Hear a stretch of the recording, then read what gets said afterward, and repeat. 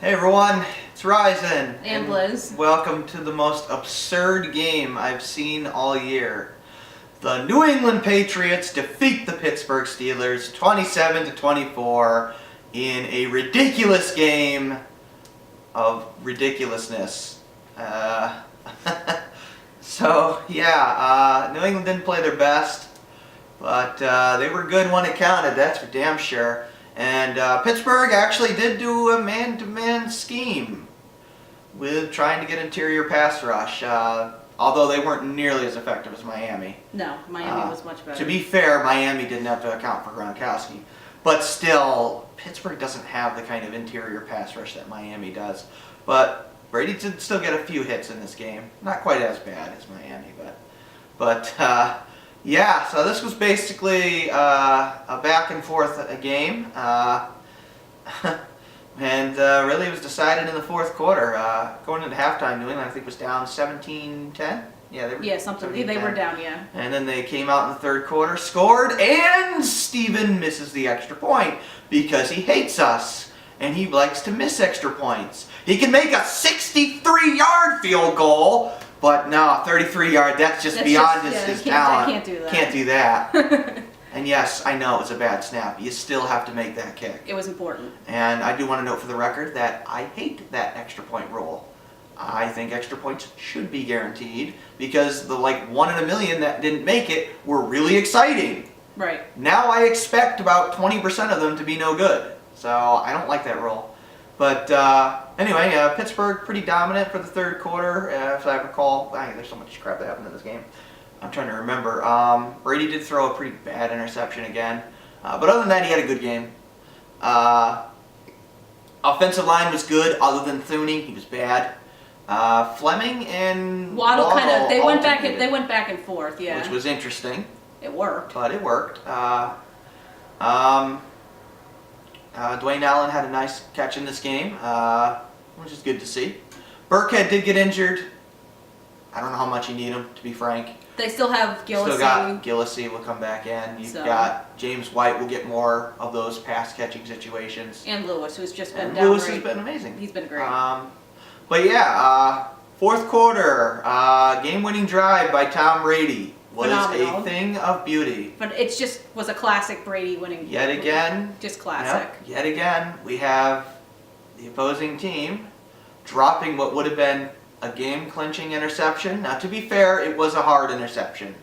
I forget who dropped it, but I think the linebacker. It was also super lucky if you noticed on the left side, it bounced off and reflected on somebody, and then Harmon caught it. It was tipped at the line. It was No, I'm talking about. The dropped interception. Right. So Brady threw what should have been an interception, although it was tipped at the line. Right. Steeler linebacker dropped it. That's right. To be fair, it was a hard pick to make, but and Brady goes right down the field. Lewis scores on what looked to be an amazing audible by Brady into a run play on a passing formation.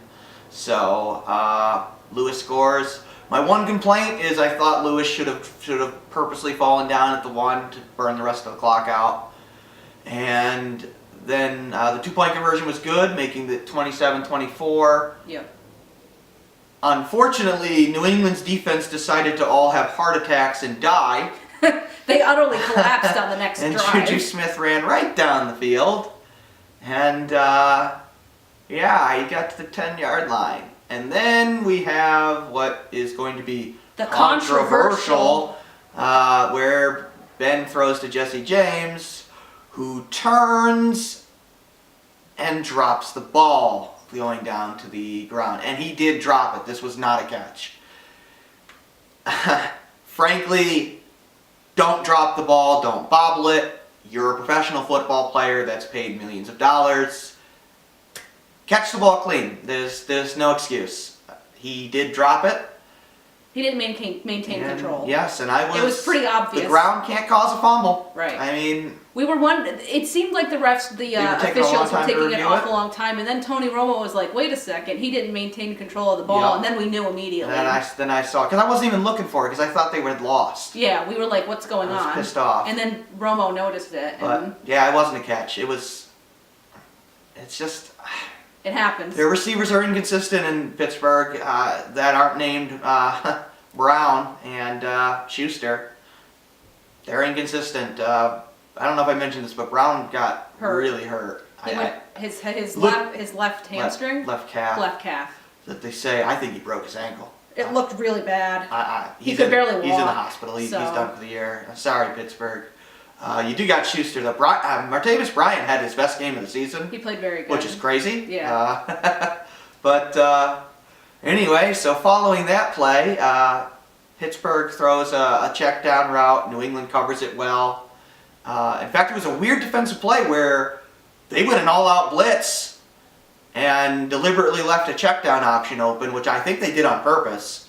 So Ben took it and they tackled him inbounds. I forget who they threw to, but and then it's third down. You've got to spike the ball and kick the field goal. But Pittsburgh had no timeouts. Instead, Ben makes the dumbest call I've ever seen by a quarterback. He calls a fake spike, and I'm pretty sure it was Roethlisberger that did this, because he was the one doing all these signals. Right. And it didn't fool New England at all. They knew you were faking spiking this. Yeah. So he fakes a spike, idiotic, and then he throws a slant into triple coverage. I believe to Jesse James. I think it was Jesse James, who had literally just bobbled a pass. Why would you do that? Now, maybe it was somebody else, but I think it was James. But ball gets tipped up, and Harmon intercepts it, and the game is over. You've got to know situational football. You've got to kick the field goal there. Why would you not do that? And if you're gonna do a fake spike, you do a fake spike and then throw a fade. You throw it so that either your guy catches it for a touchdown or you throw it out of the back of that end zone. Not over the middle. Do not throw it out of the middle. And they knew you were going that way because the entire Patriot defense was over the middle of the field. It's the same thing that the freaking Seahawks did. The Seahawks one I think was worse because that was in the Super Bowl. Right, but still. Same sort of play. At least Ben isn't 5'11" doing that. But yeah. Man, so Patriots took the knee and they went on to win 27-24 and are now in the driver's seat for the #1 seed. They clinched the AFC East. Yep, they did. So now they'll play for home field advantage. And poor Tomlin has to go in the back and answer, why the hell did you throw a slant on the 5-yard line when all you had to do was kick a game-tying field goal for overtime? In fact, if this game had ended in a tie, I think that would have given the advantage to Pittsburgh. Why? Because of because they would have had the extra win. We would have had because we would have had an extra loss. Right. That's true. So even if you just played for the tie in overtime, you would have been better off. So really bad coaching decision at the end. Although I think it was Ben that did that on his own. But either way, whoever decided that is stupid. That's not what you do in that situation. So defensively for the Patriots, I thought the team was okay given the level of competition they were going against. I thought that they would actually contain Bell better. I'm disappointed in that run game. They need to get Kyle Van Noy back. It's been a constant issue since he's been gone. Yeah.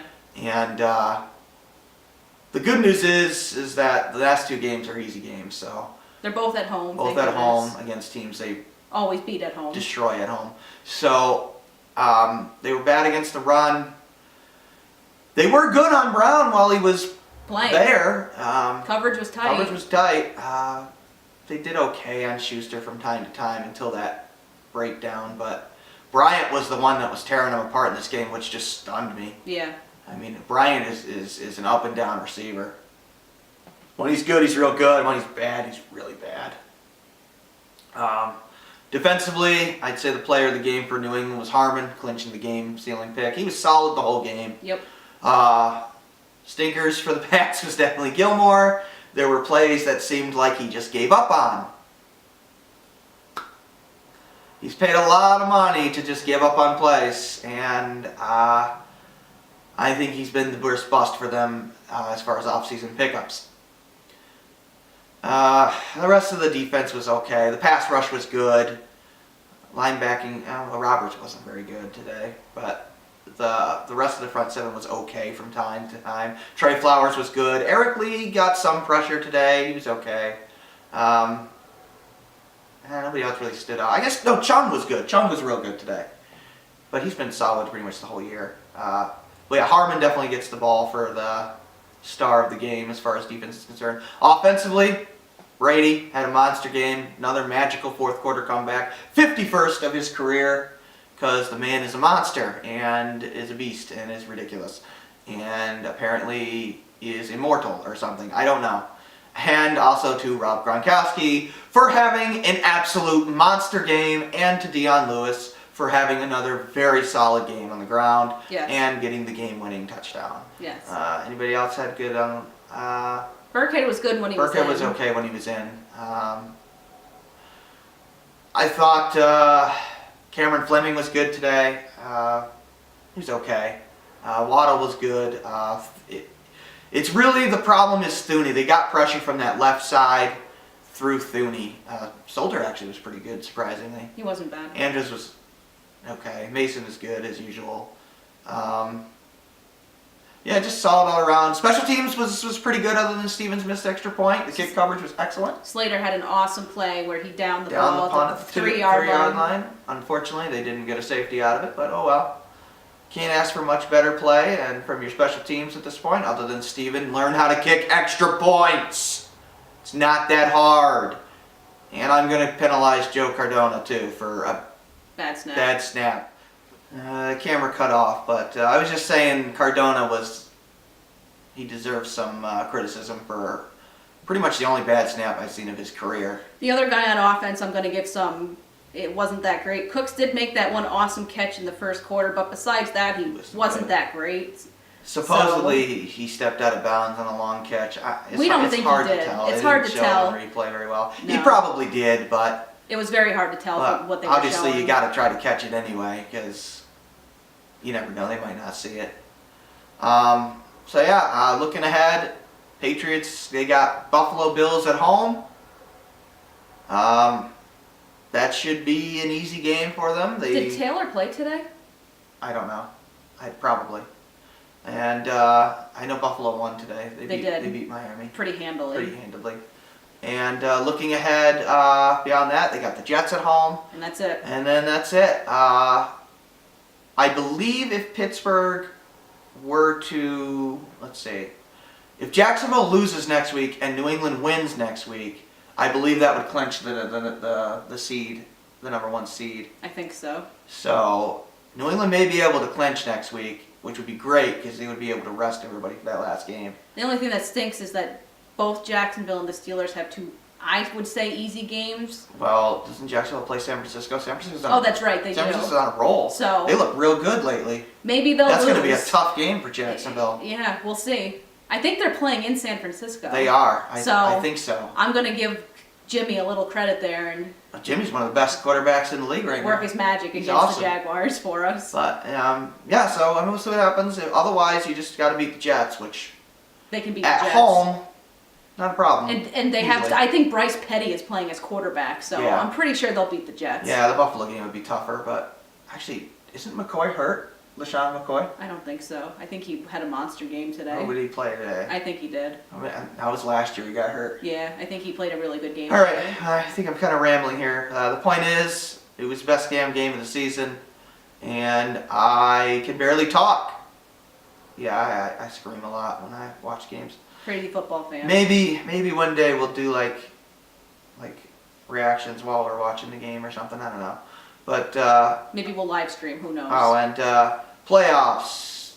Let us know if you want us to do playoff predictions for like the wild card round, and I guess we can do predictions for every game if you want. Maybe we'll do short little 5-minute videos or something so you can see our thoughts and opinions. Yep. If you want those, leave a comment below. All right. So we'll cut it off here. What a damn game. This is Ryzen. And Liz. Thanks for watching. And let's go Pats Nation. Holy crap. On to Buffalo. On to Buffalo. On to home finally. Oh my God. What a road series. Take care.